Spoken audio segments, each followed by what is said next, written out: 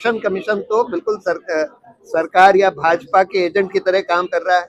और दुर्भाग्य की बात यह है कि इतना ज्यादा डिलीशन वगैरह हो रहे हैं, लोगों का मौलिक अधिकार का हनन हो रहा है और सुप्रीम कोर्ट उस पर बस थोड़ा बहुत लीपापोती कर रहा है, उसके आगे नहीं कुछ। पहले इन्होंने कोशिश करी कि मुसलमानों का नाम एनआरसी से हटा दें, आसाम में कोशिश करी, लेकिन वहां सुप्रीम कोर्ट ने सुपरवाइज कर लिया, तो जितने परसेंटेज वहां हिंदू थे उतने परसेंटेज हिंदू बाहर हो गए एनआरसी के, जितने परसेंटेज मुस्लिम थे उतने मुस्लिम बाहर हो गए। फिर उन्होंने सोचा कि सीएए के थ्रू हम हिंदुओं के नाम वापस ले आएंगे, वो भी फेल हो गया। अब इन्होंने सोचा कि हम एसआईआर करके मुसलमानों के नाम हटा देंगे, और एसआईआर में भी हर तरह से घुमा फिरा के अब ये लॉजिकल डिस्क्रिपेंसी लाकर और उसमें टारगेटेड डिलीशंस कर रहे हैं। अगर आप उनका नाम वोटर्स लिस्ट से हटा देंगे तो अगला स्टेप ये होगा कि उनको राशन कार्ड से भी हटा देंगे, बाकी सब उनके जो राइट्स हैं जो सिटीजन्स को मिलते हैं वो भी आप उनको डिनाई करना शुरू कर देंगे। ये डर है कि अगर इस तरह के हालात देश में चलते रहे तो लोग सड़कों पर तो आएंगे ही, लेकिन मुझे ये डर है कि सड़कों पर जब आएंगे तो कहीं हिंसा ना हो जाए, वो नहीं होनी चाहिए। जल्दी जल्दी पूरी एसआईआर की प्रक्रिया करके, जो कि पूरी प्रक्रिया ही गैर कानूनी है। उसमें लिखा है कानून में कि एसआईआर सिर्फ एक कंस्टिट्यूएंसी या उसके पार्ट में for reasons to be recorded in writing कराया जा सकता। उन्होंने पूरे पूरे राज्यों में करीब करीब कई राज्यों में एक साथ एसआईआर ऑर्डर कर दिया, यही इलीगल है। फिर उसमें इनके मैनुअल में लिखा है कि जब भी इंटेंसिव रिवीजन होगा, जो कि पहले ऐसा इंटेंसिव रिवीजन कभी नहीं हुआ कि आप नई वोटर्स लिस्ट बना रहे हैं।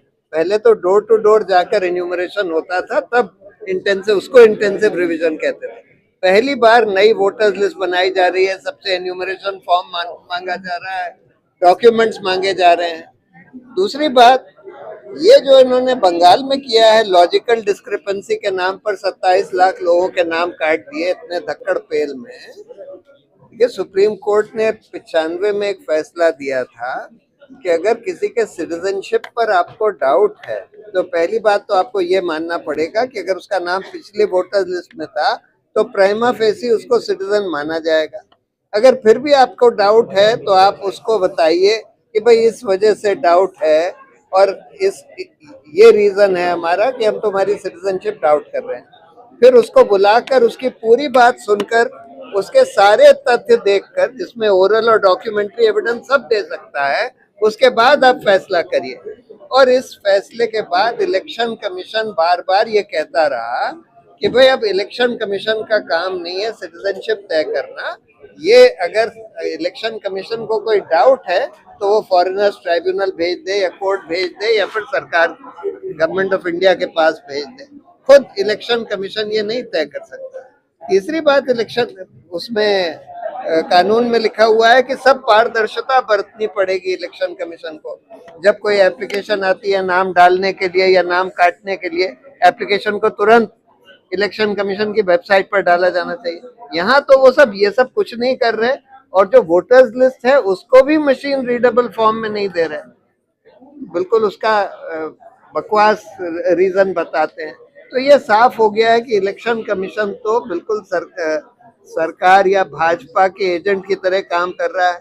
और दुर्भाग्य की बात यह है कि इतना ज्यादा डिलीशन वगैरह हो रहे हैं, लोगों का मौलिक अधिकार का हनन हो रहा है, और सुप्रीम कोर्ट उस पर बस थोड़ा बहुत लीपापोती कर रहा है, उसके आगे नहीं कुछ। चुनाव आयोग का एक ट्वीट आया है जिसमें कहा टीएमसी को लेकर के उन्होंने कहा है कि बंगाल में भय मुक्त और लोभन मुक्त, हिंसा मुक्त चुनाव होगा।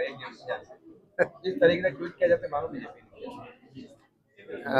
ये तो देखिए हर जगह हम देख रहे हैं कि इलेक्शन कमीशन भाजपा के एजेंट की तरह बिहेव कर रहा है। ये ट्वीट भी ऐसा इस तरह से एक पॉलिटिकल सा ट्वीट है इलेक्शन कमीशन का।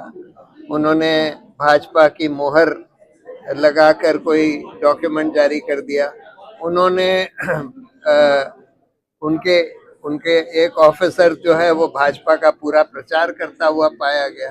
तो ये सब तो हम लगातार देख रहे हैं, और इलेक्शन कमीशन के चयन पर हम लोगों ने चुनौती दी हुई है। जिस कानून को इन्होंने बदल कर, सुप्रीम कोर्ट ने बोला था कि भाई चयन एक निष्पक्ष कमेटी के द्वारा होना चाहिए जिसमें प्रधानमंत्री, लीडर ऑफ ऑपोजिशन और चीफ जस्टिस, उनको इन्होंने बदल के चीफ जस्टिस को हटा दिया, एक और मंत्री ले आए। अब उसके तहत जिसको चाहे बना देते हैं, अपने पिट्ठुओं को बना देते हैं। उस कानून को भी हम लोगों ने चुनौती दी हुई है, लेकिन वो भी अभी लंबित है सुप्रीम कोर्ट। कई बार कह चुका है कि सर और इसका एसआईआर का लिंक ही नहीं, सर और सॉरी एसआईआर और इसका एनआरसी।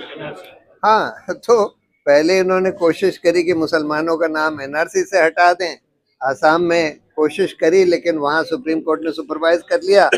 तो जितने परसेंटेज वहाँ हिंदू थे उतने परसेंटेज हिंदू बाहर हो गए एनआरसी के, जितने परसेंटेज मुस्लिम थे उतने मुस्लिम बाहर हो गए। फिर उन्होंने सोचा कि सीए के थ्रू हम हिंदुओं के नाम वापस ले आएंगे, वो भी फेल हो गया। अब इन्होंने सोचा कि हम एसआईआर करके मुसलमानों के नाम हटा देंगे, और एसआईआर में भी हर तरह से घुमा फिरा के अब ये लॉजिकल डिस्क्रिपेंसी लाकर और उसमें टारगेटेड डिलीशंस कर रहे हैं। प्रशांत जी, आखिर ये चुनाव दर चुनाव इस तरीके की चीजें हो रही हैं, हम देख भी रहे हैं।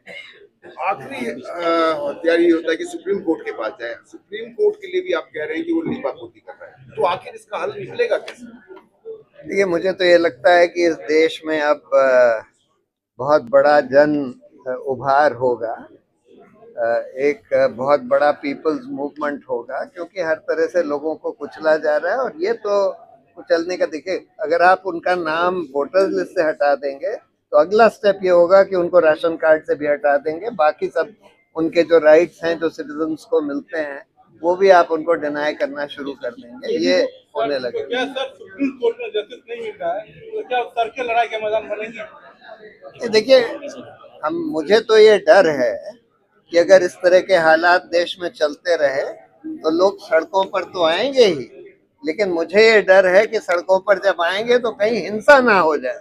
वो नहीं होनी चाहिए, और इसीलिए हम लोग ये कोशिश करते रहते हैं कि भाई सुप्रीम कोर्ट ही इसका हल निकाले, सुप्रीम कोर्ट ही करे। लेकिन दुर्भाग्यपूर्ण सुप्रीम कोर्ट इस केस में नहीं कर रहा है। मुझे तो ये लगता है कि इस देश में अब बहुत बड़ा जन उभार होगा, एक बहुत बड़ा पीपल्स मूवमेंट होगा, क्योंकि हर तरह से लोगों को कुचला जा रहा है। और ये तो कुचलने का, देखिए, अगर आप उनका नाम वोटर्स लिस्ट से हटा देंगे तो अगला स्टेप ये होगा कि उनको राशन कार्ड से भी हटा देंगे। बाकी सब उनके जो राइट्स हैं, जो सिटीजन्स को मिलते हैं, वो भी आप उनको डिनाई करना शुरू कर देंगे। ये होने लगेगा। मुझे तो ये डर है कि अगर इस तरह के हालात देश में चलते रहे तो लोग सड़कों पर तो आएंगे ही, लेकिन मुझे ये डर है कि सड़कों पर जब आएंगे तो कहीं हिंसा ना हो जाए।